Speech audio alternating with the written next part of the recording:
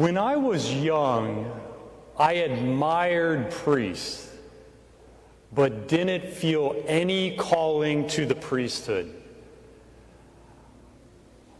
My treasure was in a sport, the game of tennis, and I got good at it and even achieved a Division I scholarship.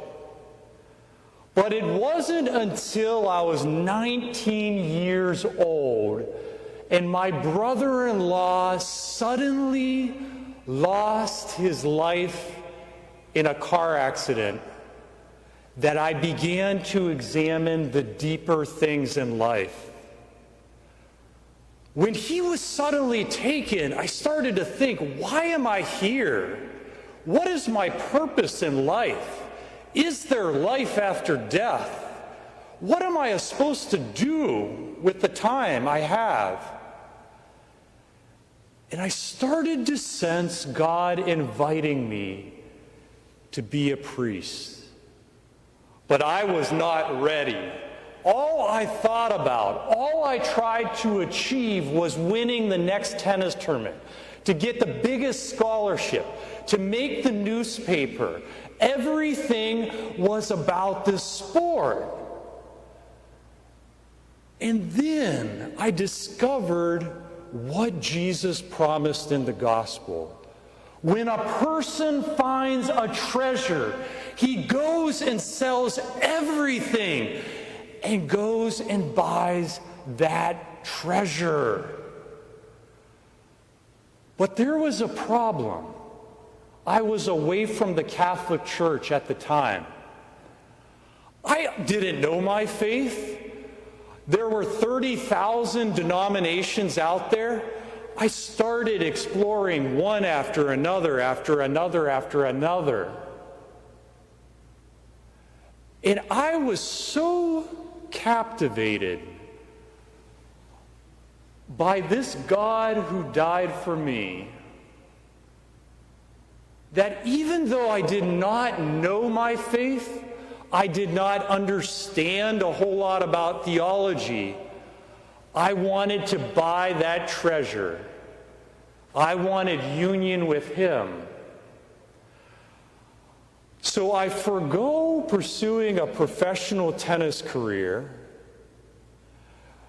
and I decided to move into a 437 square foot apartment and do ministry to the homeless, the drug addicted, those in nursing homes. At 22 years old, I said, I am all in. And as I started to serve Him, I wanted more and more and more of this beauty of the God who died for me. And as I started to learn about this pearl of great price, the teachings of our Catholic Church, it became very easy for me to come home into full communion with this faith that is 2,000 years old, built upon the foundation of the prophets and apostles, with Christ Jesus as its cornerstone.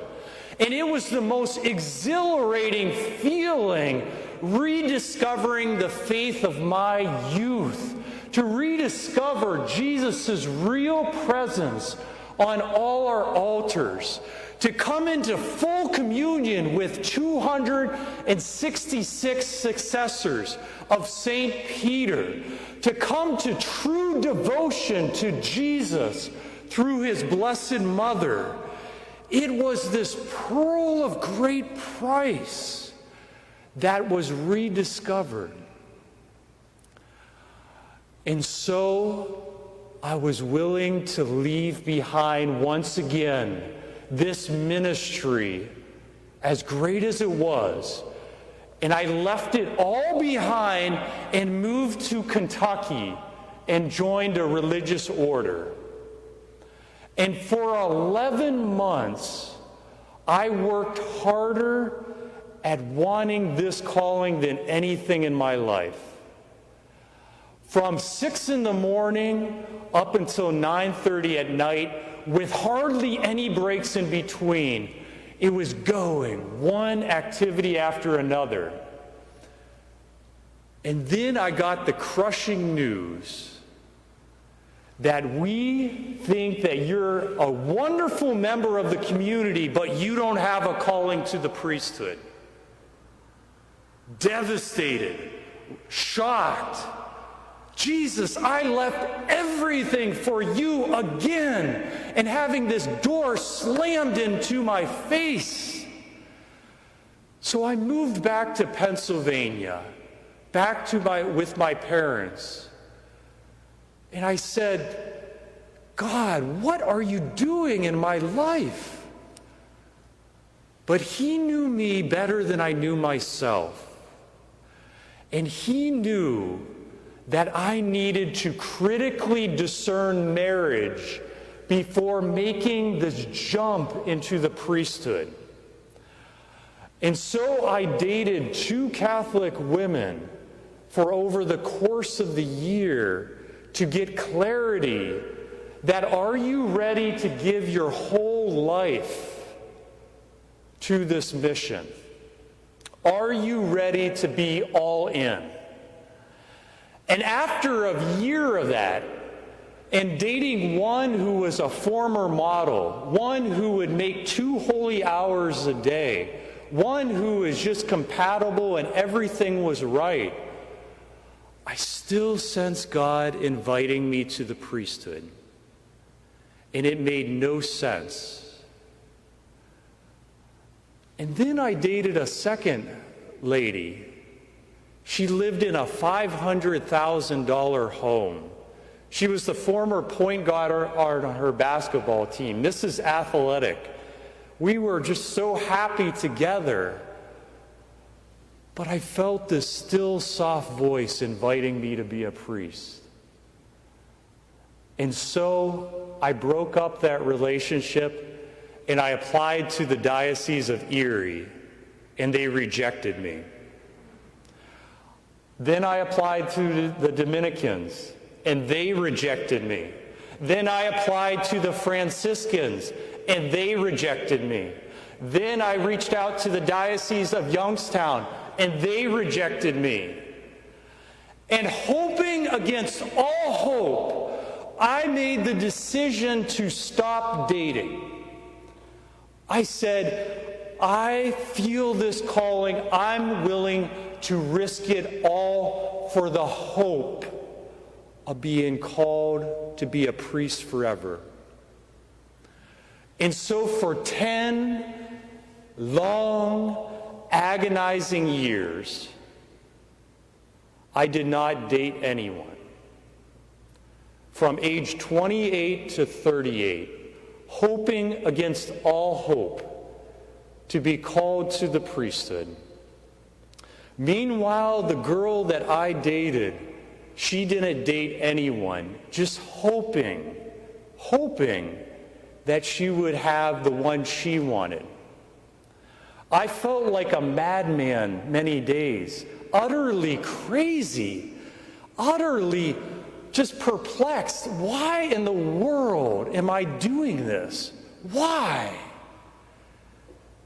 It is because our faith is true.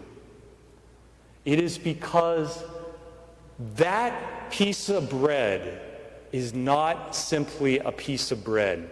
It is the God of the universe. The God of the universe gives himself wholly, totally, and completely to each and every one of us. It is because Jesus is divine. It is because the God of the universe died for each and every one of us.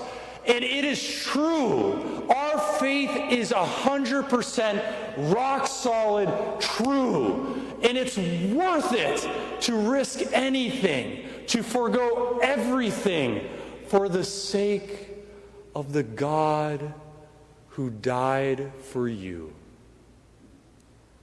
The God who established his church that has lasted through plagues, barbarian invasions, schisms, all types of Protestant revolts. Nothing has destroyed his church because he is God. He calls men to the priesthood. He calls us to be faithful. He calls us to trust him and to hope against all hope. He calls us to follow him even when it doesn't make sense, because he is trustworthy. And if you are faithful, he will direct your path.